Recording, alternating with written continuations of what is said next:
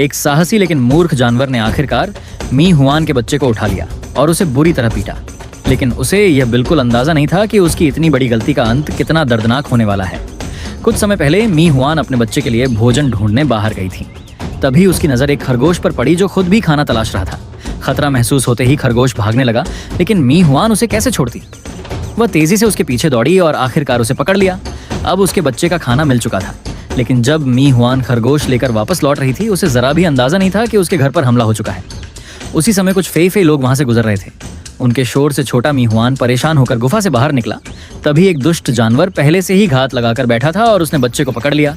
छोटा मी हुआन अभी इतना ताकतवर नहीं था कि खुद को बचा सके, इसलिए वह उनके हाथों खिलौना बन गया। उधर उन मूर्खों को यह नहीं पता था कि मी हुआन का बच्चा छीनना उनकी सबसे बड़ी गलती साबित होगी, क्योंकि एक माँ अपने बच्चे के लिए किसी भी हद तक जा सकती है। जब मी हुआन वापस गुफा पहुंची तो उसने जमीन पर अजीब पद चिन्ह देखे और तुरंत समझ गई कि कुछ गलत हुआ है। वह घबराकर गुफा में दौड़ी, लेकिन अंदर उसका बच्चा नहीं था। वह बेचैन होकर हर जगह तलाश करने लगी और आखिरकार उन निशानों का पीछा करते हुए अपने बच्चे तक पहुंच गई। उसने देखा कि वे लोग उसके बच्चे के साथ खेल रहे थे और उसे परेशान कर रहे थे। ये देखकर मी हुआन का गुस्सा फूट पड़ा। वह बिना डरे उन पर टूट पड़ी ताकि अपने बच्चे को वापस ले सके, लेकिन सामने पूरा झुंड था। वे चारों तरफ से उस पर हमला करने लगे। कोई उसे काट रहा था, कोई पंजे मार रहा था। फिर भी मी हुआन पीछे नहीं हटी। उसका बस एक ही लक्ष्य था, अपने बच्चे को बचाना। गुस्से में उसने एक दुश्मन को जमीन पर गिरा दिया और अपने नुकीले दांत उसकी चमड़ी में गड़ा दिए। उसकी चीख निकल गई। अकेले लड़ाई में मी हुआन बेहद खतरनाक थी, इसलिए कुछ देर के लिए पूरा झुंड उससे डर गया। लेकिन तभी एक ताकतवर दुश्मन सामने आया और उसने मी हुआन को जोर से पटक दिया। बाकी जानवर बारी बारी से उस पर हमला करते रहे। लगातार लड़ाई से मी हुआन थक चुकी थी। उसी समय उसकी नजर पास उड़ती मधुमक्खियों पर पड़ी। वह उनके पीछे पीछे गई और एक बड़ा छत्ता ढूंढ निकाला।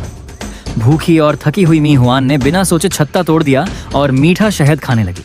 गुस्साई मधुमक्खियां उस पर टूट पड़ी, लेकिन उसकी मोटी खाल के सामने उनके डंक बेअसर थे। तभी मी हुआन के दिमाग में एक शानदार योजना आई। वह मधुमक्खियों के झुंड को अपने पीछे लेकर सीधे दुश्मनों के इलाके में पहुंच गई।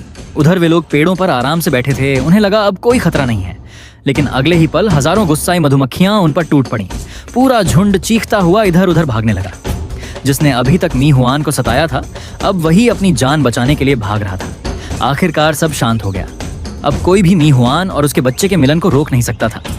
मौत जैसे बिछड़ाव के बाद माँ और बच्चे ने फिर से एक दूसरे को पा लिया। जंगल की दुनिया में दया बहुत कम होती है। वहाँ जिंदा रहने के लिए ताकत, बुद्धि और कभी कभी क्रूरता भी जरूरी होती है।